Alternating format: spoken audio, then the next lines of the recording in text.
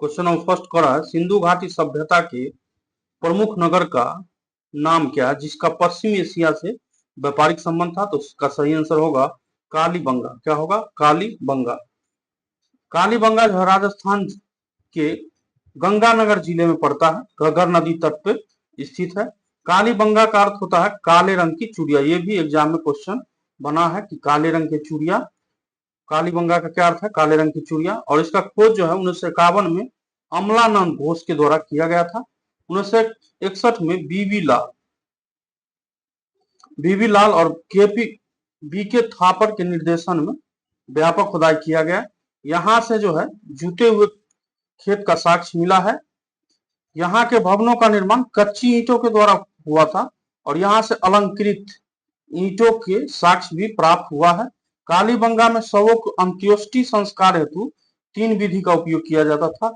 एक था पूर्ण समाधिकरण, दूसरा था आंशिक समाधिकरण और तीसरा था दाह संस्कार के प्रमाण जो है देखने को मिल जाता है। कहां से? कालीबंगा। क्वेश्चन नंबर 2 एग्जाम में बना था कि मोहनजोदड़ो से प्राप्त नर्तकी की मूर्ति किस धातु से बनी हुई थी? तो इसका सही आंसर हो जाएगा कांस्य से बनी हुई थी।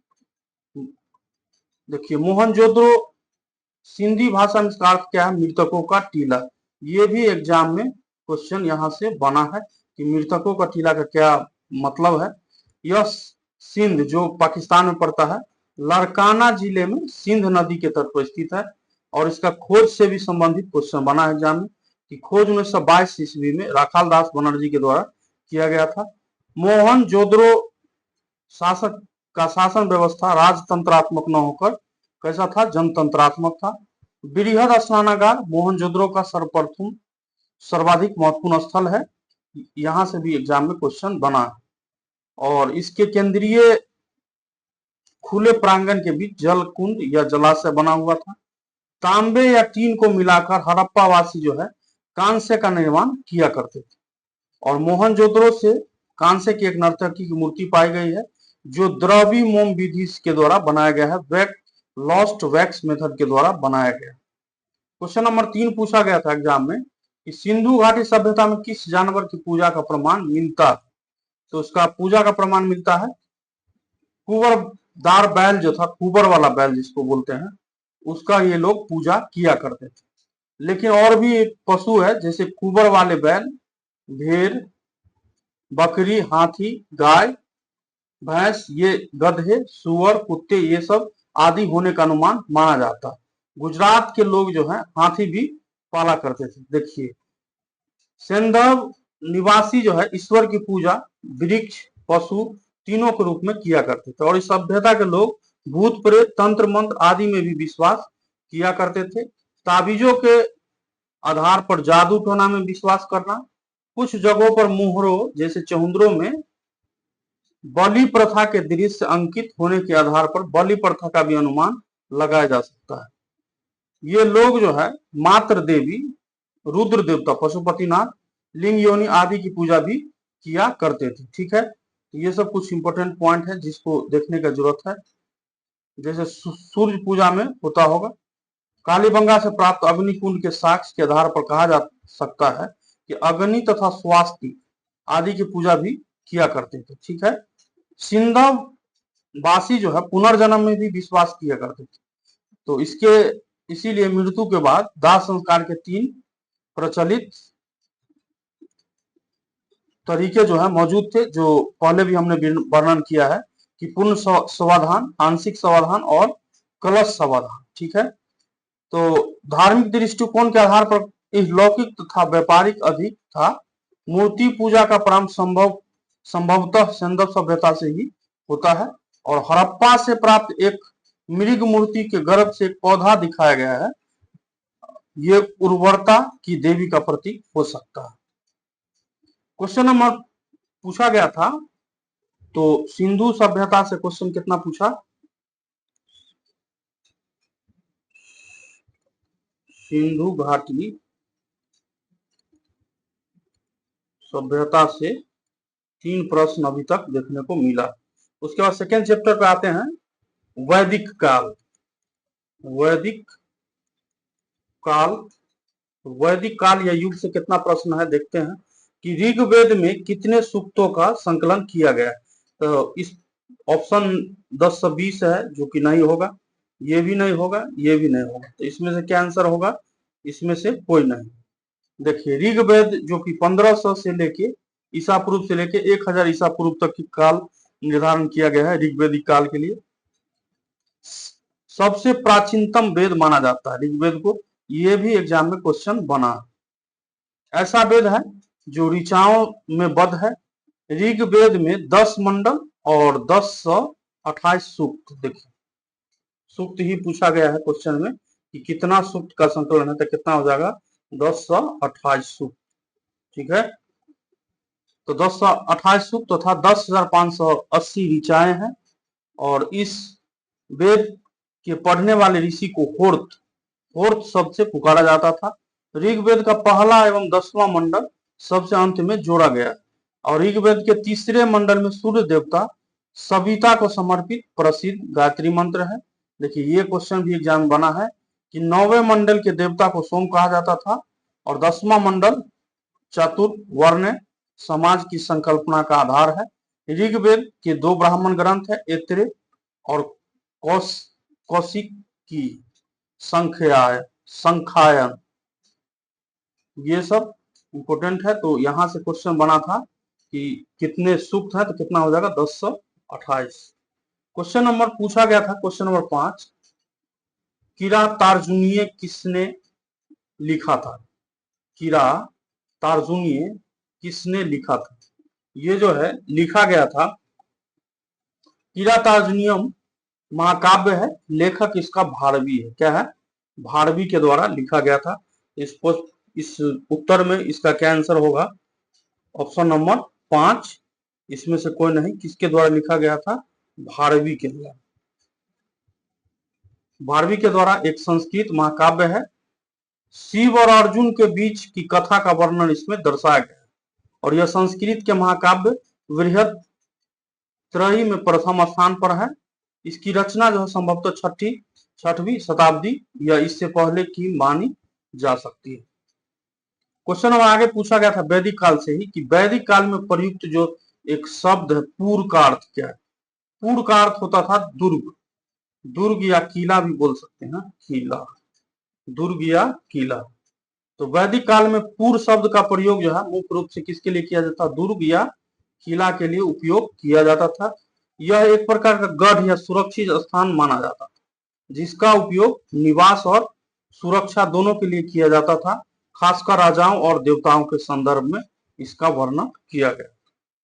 क्वेश्चन नंबर आगे पूछा गया था, ऋग्वेद में तक्षण किसे कहते हैं? तक्षण जो है ऋग्वेद में बढ़ई को कहा गया, बढ़ई को कहा गया। ऑप्शन नंबर ये सही होगा।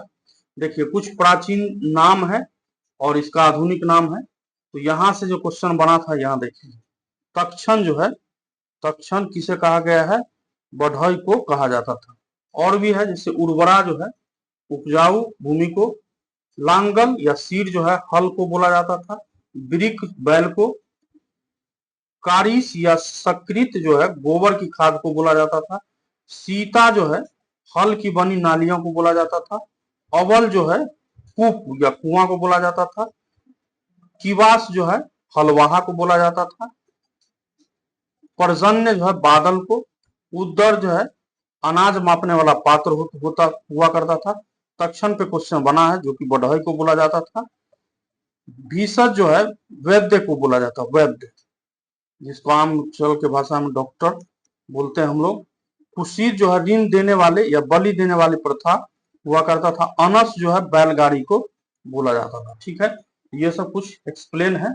क्वेश्चन नंबर 8 पे आ जाइए। क्वेश्चन नंबर 8 को रहा है कि मौर्यकालीन शब्द है काकनी। काकनी जो है किस धातु से बने सिक्के था? काकनी जो है किस धातु से बना सिक्का था? तो ये जो है सिक्का था, ये तांबा का बना हुआ। देखिए करसा, पन या धारण चांदी के बना होता था। सुवर्ण या निष्क जो है सोने का बना होता था। और मानक या काकनी ये जो है तांबे का सिक्का हुआ करता था। क्वेश्चन नंबर 9 का है कि विश्व का पहला गणतंत्र वैशाली में किसके द्वारा स्थापित किया गया था? विश्व का पहला गणतंत्र वैशाली में किसके द्वारा स्थापित किया गया था? इस प्रश्न में इसका नहीं आंसर दिया गया है और इसका सही आंसर क्या होगा? लिच्छवियों के द्वारा।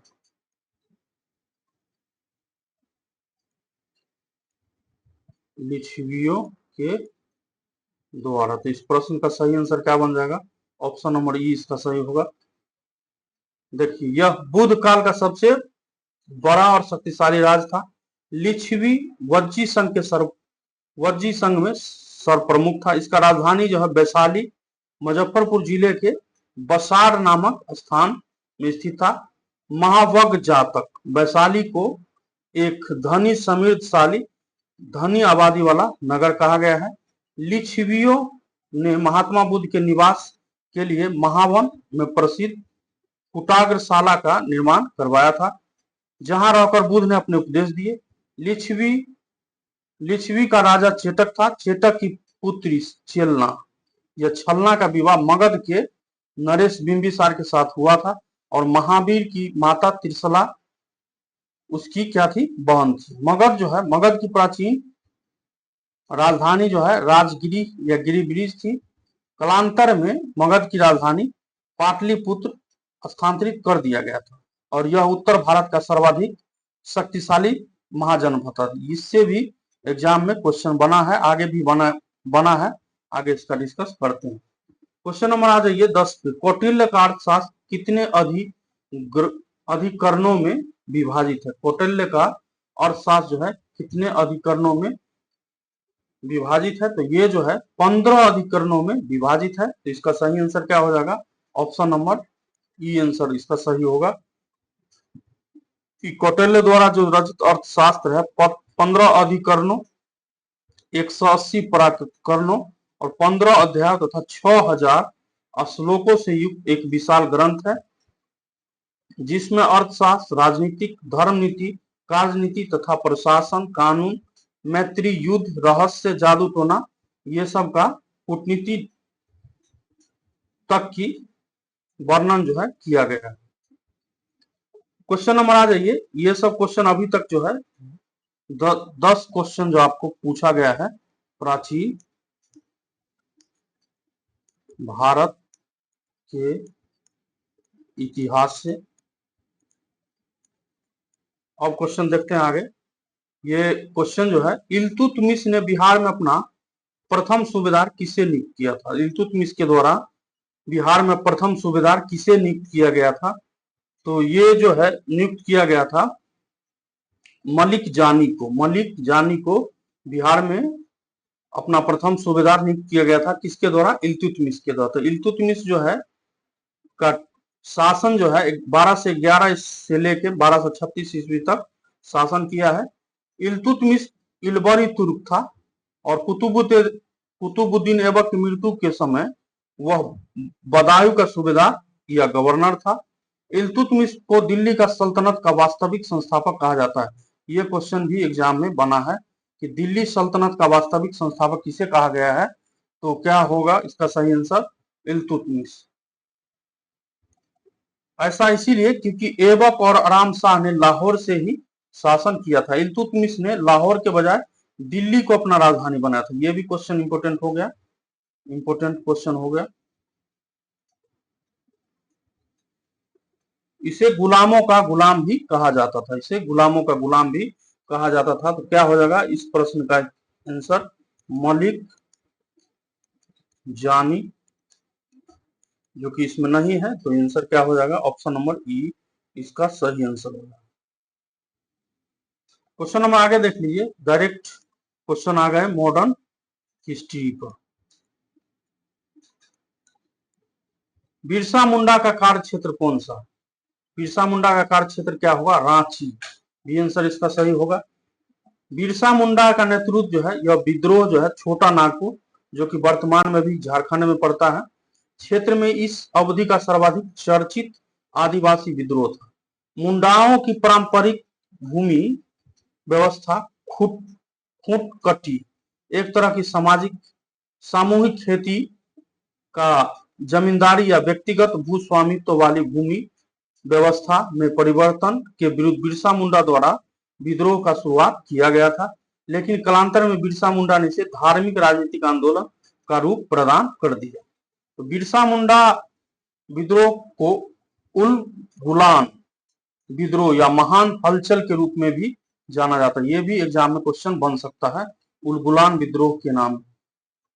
बिरसा मुंडा के विद्रोह को उल गुलान विद्रोह के नाम से भी जानते हैं। तो सन 1899 में क्रिसमस के पूर्व संध्या पर बिरसा मुंडा ने मुंडा जनजाति पर शासन फिर से स्थापित करने के लिए ठेकेदारों, जागीरदारों, राजाओं और हाकिमों के विरुद्ध विद्रोह का आह्वान कर दिया और ब्रिटिश समर्थकों एवं मुंडा जनजाति के बीच भयंकर युद्ध हुआ था और इस युद्ध में महिलाओं की भूमिका भी देखने को मिल जाता है। फरवरी 1900 में बिरसा मुंडा को सिंह भूमि से गिरफ्तार कर रांची जेल में डाल दिया गया था। जून 1900 ईस्वी में जेल में ही उनका जो है मृत्यु हो जाता है। तो आंदोलन का परिणाम यह रहा कि आदिवासी को यह कुछ रियासत मिली, खुदकटी अधिकारों को मान्यता मिला और बेट बेगारी, जबरन बेगारी पर प्रतिबंध जो है लगा दिया गया। क्वेश्चन नंबर आगे देख लीजिए। क्वेश्चन नंबर 13 कह रहा है कि 1857 की क्रांति के बिहार के नेता कौन थे? इसमें से कोई नहीं थे बिहार से संबंधित। इसका आंसर हो जाएगा ऑप्शन नंबर ई। बिहार से संबंधित नेता थे जैसे वीर कुंवर सिंह। यहाँ देखिए कि विद्रोह बिहार से संबंधित कुछ 1857 के विद्रोह के नेता थे वीर कुंवर सिंह, जगदीशपुर के जमींदार जिन्होंने विद्रोह का नेतृत्व किया था, पीर अली पटना में विद्रोह के नेता जो एक पुस्तक विक्रेता के नाम से जानते हैं, और कुंवर सिंह के भाई जिन्होंने विद्रोह में महत्वपूर्ण भूमिका निभाई थी जिनका नाम था अमर सिंह। क्वेश्चन नंबर 14 पूछा गया था मगध की प्रथम राजधानी कौन सी थी? क्वेश्चन पूछा गया था मगध की प्रथम राजधानी कौन सी थी? Ancient history. तो इसका क्या हो जाएगा? गिरिब्रज या राजगिरी। इसका डिस्कस हमने पहले भी किया है। तो मगध की प्रारंभिक राजधानी राजगिरी या गिरिब्रिज थी। कालांतर में मगध की राजधानी पाटलिपुत्र स्थानांतरित कर दिया गया था और यह उत्तर भारत का सर्वाधिक शक्तिशाली महाजनपद था। क्वेश्चन नंबर 15 पूछा गया उस स्रोत का नाम बताना है जिसमें पाटलिपुत्र के प्रशासन का वर्णन जो है उपलब्ध है या देखने को मिल जाता।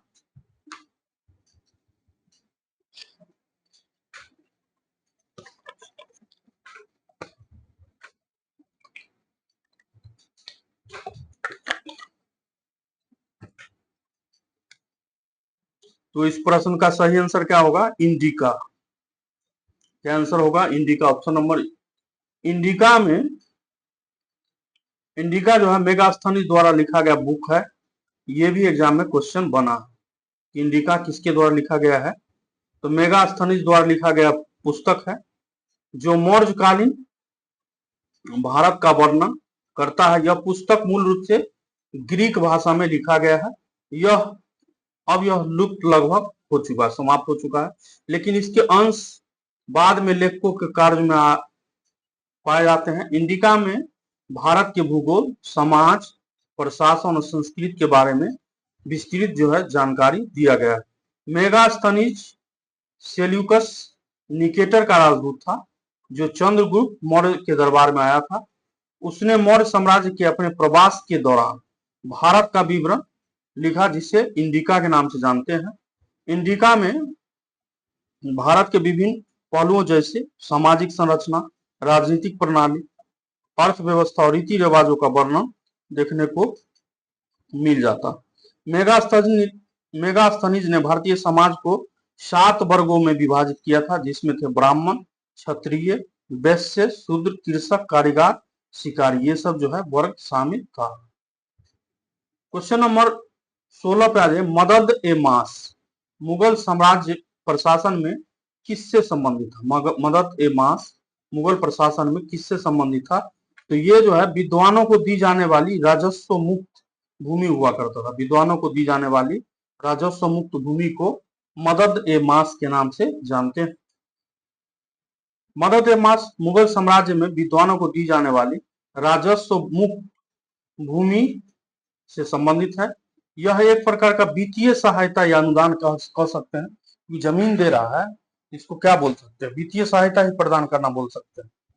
मुख्य रूप से सूफियों, विद्वानों और विद्वानों को उसकी वित्तीय स्थिरता को सुनिश्चित करने, बौद्धिक तथा आध्यात्मिक गतिविधियों को बढ़ावा देने के लिए दिया जाता था।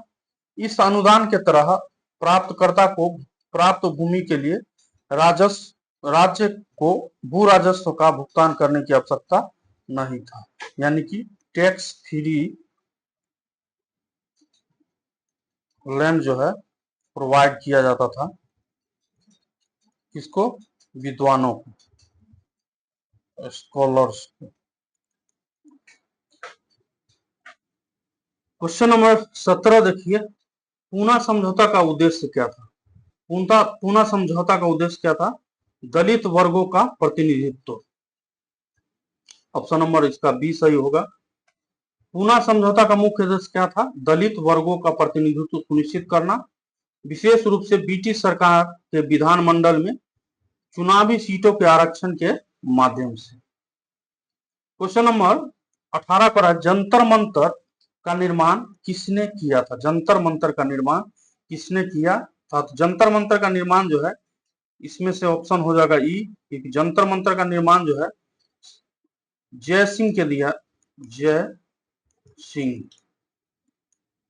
के द्वारा किया गया था। सवाई जय सिंह, जय सिंह।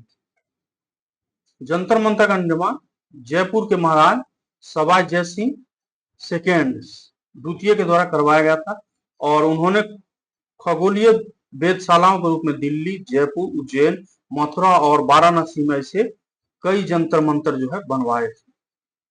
क्वेश्चन नंबर 19 पे जब वंदे मातरम के रचनाकार थे, वंदे मातरम के रचनाकार थे, तो वंदे मातरम जो है लिखा गया बंकिम चंद्र चटर्जी के द्वारा। वंदे मातरम का रचनाकार कौन है, बंकिम चंद्र चटर्जी थे, और यह गीत जो है मूल रूप से संस्कृत में लिखा गया था। 1882 में उनके उपन्यास आनंद मठ में ये जो है प्रकाशित हुआ था। यहां से भी एग्जाम में क्वेश्चन बना है कि आनंद मठ किसके द्वारा लिखा गया है, क्या रचना है, तो बंकिम चंद्र चटर्जी होगा।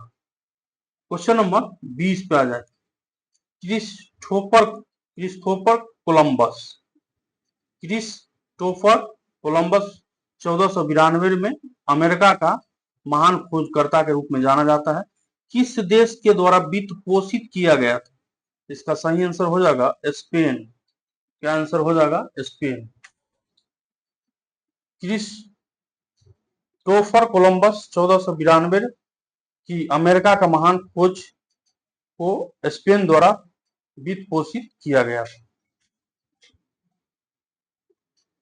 क्वेश्चन आगे पूछा गया, बोस्टन टी पार्टी इतिहास की एक महत्वपूर्ण घटना है, किससे संबंधित है। बोस्टन टी पार्टी जो है, ये जो है बोस्टन टी पार्टी 16 दिसंबर 1773 में अमेरिकी उपनिवेशवादियों द्वारा ब्रिटिश कराधान नीतियों के विरुद्ध में की गई एक महत्वपूर्ण घटना थी। यह घटना अमेरिकी क्रांति और अंततः अमेरिकी स्वतंत्रता संग्राम की शुरुआत की दिशा में एक महत्वपूर्ण कदम माना जा सकता है।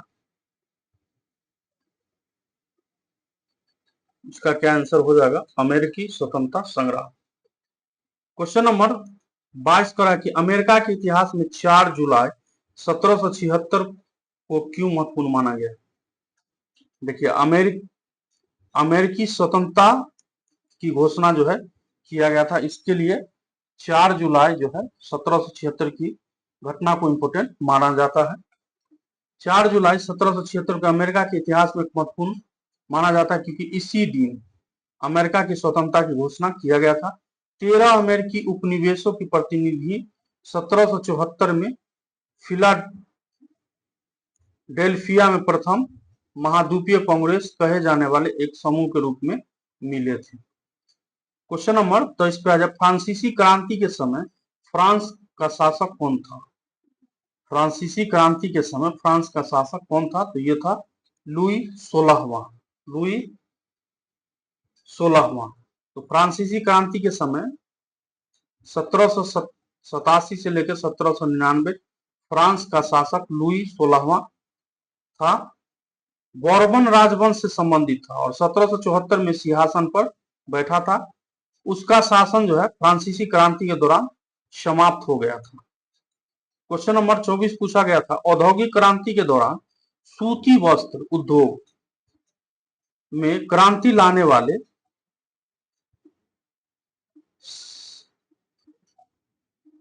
शिपनिंग जेनी आविष्कारक था। शिपनिंग जेनी आविष्कारक था, तो ये आविष्कारक था जेम्स हारग्रीव्स का। क्या चीज का? जेम्स हारग्रीव्स का। शिपनिंग जेनी का आविष्कार जेम्स हारग्रीव्स ने 1764 से लेकर 65 में किया था और इस मशीन ने सूती वस्त्र उद्योग में क्रांति ला दिया था, जिसके साथ एक साथ कई धागों को काटने में काम आता था। काटने, यहाँ तो होना चाहिए, जिसके कटाई की प्रक्रिया जो है तेज हो गई और श्रमिकों की आवश्यकता कम हो गया। जेम्स हारग्रीव्स ने 1770 में इसका पेटेंट करवाया था। क्वेश्चन नंबर 25 का 1831 में यंग इटली मूवमेंट, जिसका उद्देश्य गणतंत्र स्थापित करना था, किसके द्वारा प्रारंभ किया गया था? ये जो है यंग इटली एक गुप्त क्रांतिकारी संगठन था, जिसका स्थापना 1831 में हुआ था और इसका मुख्य उद्देश्य था इटली में गणतंत्र स्थापित करना। और इसकी स्थापना जोसेफ मेजनी ने फ्रांस के मार्सिले में स्थापित किया था। क्या था? Joseph Mazzini. तो इसमें सही आंसर इसका हो जाएगा ऑप्शन नंबर ई। जर्मन के क्वेश्चन नंबर 26 का जर्मन के एकीकरण का वास्तुकार कौन था, जो रक्त एवं लौह नीति पर विश्वास करता था? ऑटो वन बिस्मार्क को जर्मनी का मुख्य वास्तुकार माना जाता है। जर्मनी के एकीकरण के लिए रक्त एवं लौह की नीति जो है अपनाया था, जिसका अर्थ क्या था? सैन्य शक्ति और युद्ध के माध्यम से एकीकरण प्राप्त करना। बिस्मार्क के प्रयासों के फलस्वरूप 1871 में जर्मन साम्राज्य की स्थापना जो है होता है। इसका सही आंसर क्या हो जाएगा? Auto von Bismarck. Question number 27 का द्वितीय विश्व युद्ध में नवंबर 1941 में अमेरिका के प्रवेश का मुख्य कारण क्या था? तो इसमें सही आंसर होगा इसमें से कोई नहीं, उपयुक्त में से कोई नहीं, क्योंकि द्वितीय विश्व युद्ध में संयुक्त राज्य अमेरिका में प्रवेश का मुख्य कारण था कि 7 दिसंबर 1941 को जापान द्वारा पर्ल हार्बर पर जो है आक्रमण कर दिया था। इस हमले में प्रशांत बेरे को भारी नुकसान हुआ था। इसके परिणाम स्वरूप अगले दिन कांग्रेस ने शाही जापान के खिलाफ युद्ध की घोषणा कर दिया। कुछ दिनों के बाद जर्मनी और इटली ने भी संयुक्त राज्य अमेरिका के खिलाफ युद्ध की घोषणा कर दी, जिससे अमेरिका वैश्विक युद्ध में शामिल हो गया था। क्वेश्चन नंबर 28 का जब मार्को पोलो ने चीन का दौरा किया तब उस समय वहां का शासक कौन था? जब मार्को पोलो ने चीन का दौरा किया था तो उस समय वहां का शासक कौन था? मार्को पोलो जो है 13वीं शताब्दी में चीन गया था और उन्होंने मंगोल साम्राज्य के शासक कुबलई खान के दरबार में काम किया था। कुबलई खान, क्या आंसर होगा इसका? Kublai Khan, option number B. Kublai Khan Genghis Khan के पोते और युवान राजवंश के संस्थापक थे। मार्को पोलो ने उनके अधीन 17 साल बिताए। चीन और दक्षिण पूर्व एशिया में विभिन्न कार्यभार संभाला था। क्वेश्चन नंबर 29 कर रहा है कि संयुक्त राज्य अमेरिका में पहली अंग्रेजी बस्ती कौन सी थी? संयुक्त राज्य अमेरिका में पहली अंग्रेजी बस्ती कौन सी थी? तो इसका सही आंसर होगा जेम्स टाउन। क्वेश्चन नंबर 30 पे आ जाए, टेनिस कोर्ट की शपथ किस क्रांति से संबंधित है? टेनिस कोर्ट की शपथ किस क्रांति से संबंधित है? तो इसका सही आंसर हो जाएगा फ्रांसीसी क्रांति से संबंधित है। और यह फ्रांसीसी क्रांति के शुरुआती चरणों में एक महत्वपूर्ण घटना थी जो 20 जून 1789 को हुआ था। तो इसका सही आंसर क्या हो जाएगा? Option number C. Question number 31 करा, मित्र राष्ट्रों ने सेव्रेस की संधि किस देश के साथ की थी? मित्र राष्ट्रों ने सेव्रेस की संधि किस देश के साथ किया था? तो इसका सही आंसर होगा सेव्रेस की संधि जो है प्रथम विश्व युद्ध के बाद 10 अगस्त 1920 को मित्र राष्ट्रों और ऑटोमन तुर्की की सरकार के प्रतिनिधित्व के बीच हुआ था। ऑटोमन, इसमें आंसर नहीं दिया गया है तो क्या हो जाएगा इसका सही आंसर? ऑप्शन नंबर ई। यह संधि ऑटोमन साम्राज्य को विभाजन को चिन्हित करती है। हालांकि इस संधि के कभी भी अनुमोदित नहीं किया गया और अंततः इसे लॉजेन की संधि द्वारा प्रतिस्थापित कर दिया गया था। क्वेश्चन नंबर 32 पे आ जाए, 1733 ईस्वी में फ्लाइंग शटल मशीन का आविष्कारक किसने किया था? 1733 में फ्लाइंग शटल मशीन का आविष्कार किसने किया था? तो यह किया गया था जॉन के द्वारा। 1733 फ्लाइंग शटल मशीन का आविष्कार 1733 में जॉन के द्वारा किया गया था और यह बुनाई प्रक्रिया में एक महत्वपूर्ण आविष्कार था जिसने कपड़ा उत्पादन को गति प्रदान किया था। तो उसका सही आंसर क्या हो जाएगा? Option number B. Question number 33 करा कि किस संधि के द्वारा 30 वर्षीय युद्ध की समाप्ति हुई थी? किस संधि के द्वारा 30 वर्षीय युद्ध की समाप्ति हुई थी? तो इसका सही आंसर जो हो जाएगा ये हो जाएगा वेस्टफेलिया की संधि। 30 वर्षीय युद्ध जो कि 1618 से लेकर 1648 ईस्वी के बीच चला था और अंत जो इसका वेस्टफेलिया की संधि के साथ हुआ था और इस संधि पर 24 अक्टूबर 1648 को हस्ताक्षर किया गया था। क्या आंसर हो जाएगा? बी आंसर इसका प्रश्न का सही आंसर होगा। क्वेश्चन नंबर 34 करा, पेरिस शांति सम्मेलन में इटली का प्रतिनिधित्व किसने किया? पेरिस शांति सम्मेलन में इटली का प्रतिनिधित्व किसने किया था? पेरिस शांति सम्मेलन में इटली का प्रतिनिधित्व विटोरियो इमानुएल और लैंडो ने किया था। विटोरियो इमानुएल और लैंडो ने किया था। वह अपने विदेश मंत्री सिडनी सोनिनो के साथ इटली का प्रतिनिधित्व करने के लिए जाने जाते हैं। ऑरलैंडो विग 4 के सदस्य थे जिसमें ब्रिटेन के लॉर्ड जॉर्ज, फ्रांस के जॉर्जेस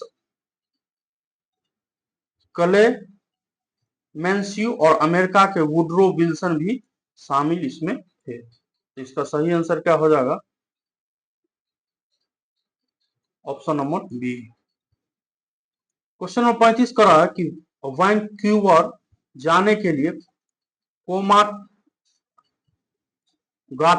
मारू जहाज किराए पर किसने लिया था?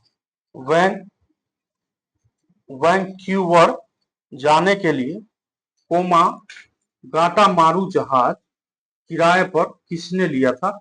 ये लिए थे गुरदीप सिंह। क्या आंसर हो जाएगा? गुरदीप सिंह। इसमें नहीं दिया गया है तो इसका सही आंसर हो जाएगा इसमें से कोई नहीं। तो जापानी स्टीमशिप कोमागाटा मारू को हांगकांग में रहने वाले बाबा गुरदीप सिंह ने किराए पर लिया था।